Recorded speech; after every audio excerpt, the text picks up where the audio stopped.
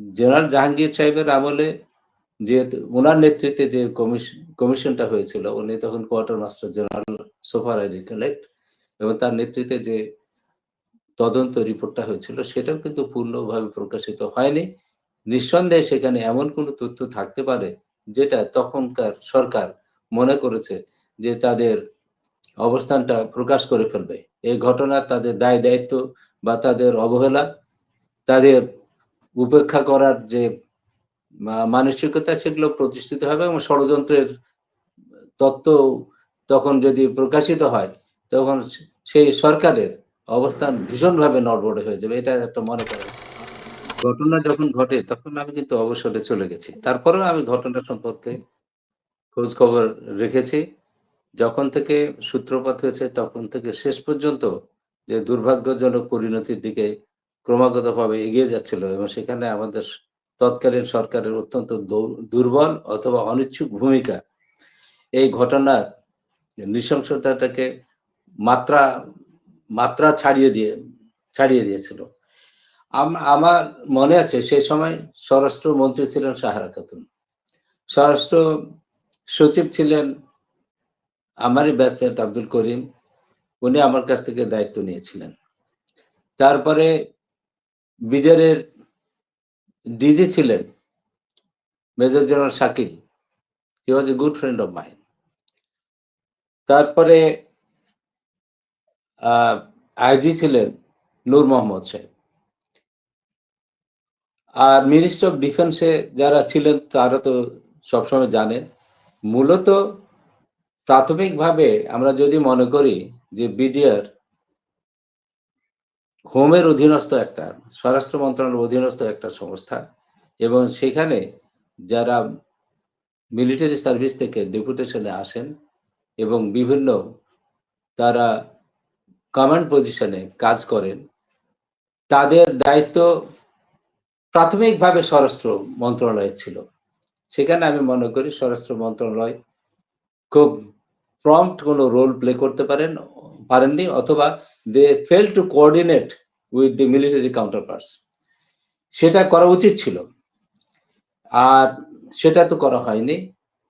এবং তদন্তে যে সমস্ত তথ্য উদ্ঘাটিত হয়েছে, জেনারেল জাহাঙ্গীর সাহেবের আমলে যেহেতু উনার নেতৃত্বে যে কমিশনটা হয়েছিল, উনি তখন quartermaster general so far I recollect, এবং তার নেতৃত্বে যে তদন্ত রিপোর্টটা হয়েছিল সেটাও কিন্তু পূর্ণভাবে প্রকাশিত হয়নি। নিঃসন্দেহে সেখানে এমন কোনো তথ্য থাকতে পারে যেটা তখনকার সরকার মনে করেছে যে তাদের অবস্থানটা প্রকাশ করে ফেলবে। এই ঘটনার তাদের দায়-দায়িত্ব বা তাদের অবহেলা, তাদের উপেক্ষা করার যে মানসিকতা, সেগুলো প্রতিষ্ঠিত হবে এবং ষড়যন্ত্রের তত্ত্ব তখন যদি প্রকাশিত হয়, তখন সেই সরকারের অবস্থান ভীষণভাবে নড়বড়ে হয়ে যাবে। এটা একটা মনে করা হচ্ছিল। এবং জনগণও এই ব্যাপারে খুব ক্ষুব্ধ হয় বিভিন্ন কারণে। সেনাবাহিনীর ৫৭ জন, জেনারেল শাকিল সহ, ডিজি সহ ৫৭ জন খুব brilliant officer, they were all killed in that mutiny. এবং কাদের দ্বারা? প্রথমত ইট ওয়াজ বাই, মানে আমরা ধরে নিয়েছিলাম আন্ডার কমান্ড যারা ছিল, মেম্বার্স অফ বাংলাদেশ রাইফেলস, তারা এই ঘটনাটা ঘটিয়েছে। কিন্তু যখন দেখা গেল যে সরকার তরফ থেকে ইন্টারভেনশনের অনেক স্কোপ ছিল, they could have very promptly reacted to this situation এবং control the mutiny, whatever by name we call it, সেটা সিরিয়াসলি এটা সাবডিউ করা যেত, দমন করা যেত, সেটা করা হয়নি। এটা অত্যন্ত দুর্ভাগ্যজনক ব্যাপার। একটা স্বাধীন সার্বভৌমের একটা শক্তিশালী সেনাবাহিনী ছিল। বিডিআর বাহিনীতে তাদের নিযুক্ত এতগুলো brilliant officer, I know many of the officers who work at that time, কারণ তার আগে থেকে তারা নিয়োজিত ছিলেন অনেকেই, এবং আমি যখন স্বরাষ্ট্র সচিব ছিলাম তাদের সাথে আমার ব্যক্তিগতভাবে অনেক চেনা জানা ছিল। আমি খুব কষ্ট পেয়েছিলাম। আমি অঝরে কেঁদেছিলাম কোনো অফিসারের এইরকম ভয়ঙ্কর পরিণতিতে। নূর মোহাম্মদ সাহেব তার নিজের মেয়ে জামাই খুন হচ্ছে, সেখানেও আমি জানি না তাকে কে প্রিভেন্ট করেছিল।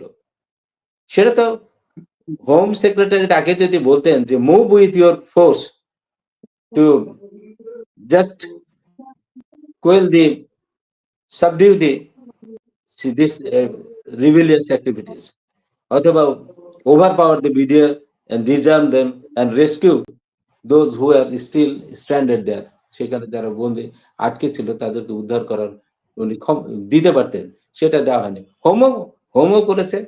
আর হোম যখন মিনিস্টার অফ ডিফেন্সে কন্ট্যাক্ট করেছে, জেনারেল শাকিল পার্সোনালি উনি কন্ট্যাক্ট করেছেন জেনারেল মঈন আহমেদ, তিনি তো তখন সেনাবাহিনী প্রধান, তার কাছেও তিনি যোগাযোগ করেছেন। আমি বুঝি না তার সোলজার্সরা, তার অফিসার্সরা ওখানে একের পর এক খুন হচ্ছে, অথচ তিনি নির্বিকার চিত্তে আছেন এবং he was waiting for somebody's command who was not at all sympathetic to the officers. তো এইটা আমাদের জন্য দুর্ভাগ্যজনক। ষড়যন্ত্রের কথা তো পরবর্তীকালে ক্রমাগতভাবে বেরিয়ে এসছে, এটা সংবাদপত্রের মাধ্যমে এসছে, প্রিন্ট মিডিয়াতে যেমন এসছে, ইলেকট্রনিক মিডিয়াতে এসছে, বিদেশি সংবাদ মাধ্যমগুলোতে এই ষড়যন্ত্রের কথাটা এসছে। There must have been some external involvement in this mutiny. এবং সেই এক্সটার্নাল পিপল কারা?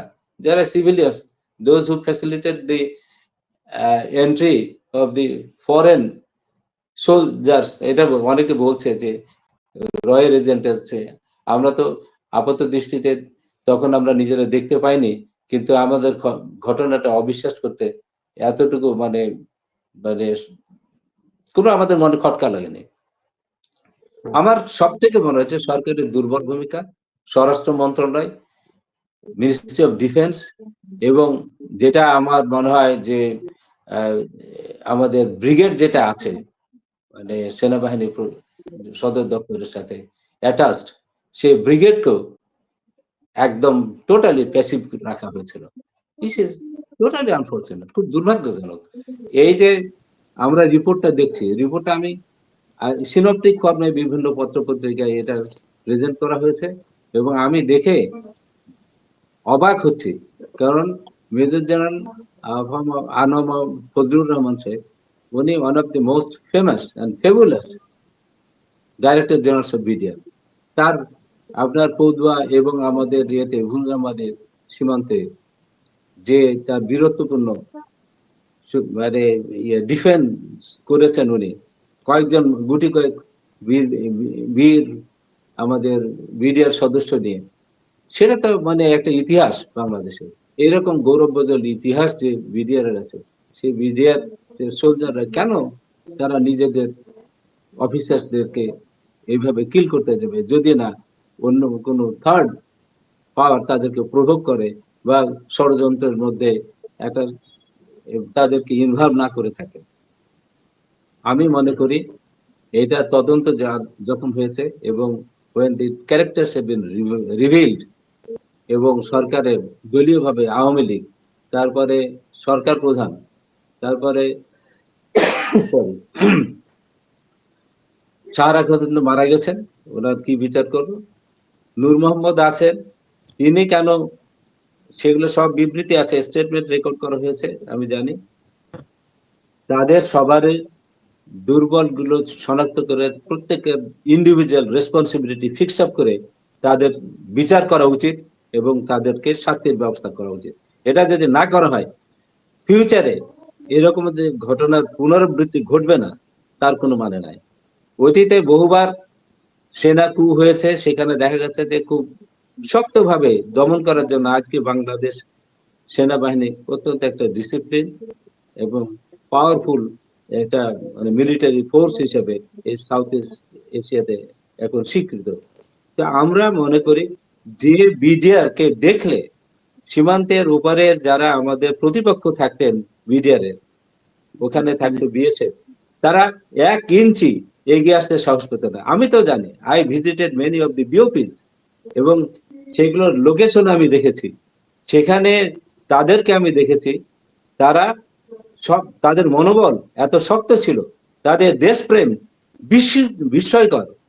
তারা অত্যন্ত গরিব পরিবার থেকে উঠে এসছে, কম বেতনে রেশন এবং অল্প পোশাক নিয়ে তারা ডিউটি করেছে, জীবন দিয়েছে। সে জীবন দেশের জন্য যারা জীবন দিতে জনপ্রিয় রাজনৈতিক পর্যায়ে আসবো আমরা। প্রস্তুত ছিল।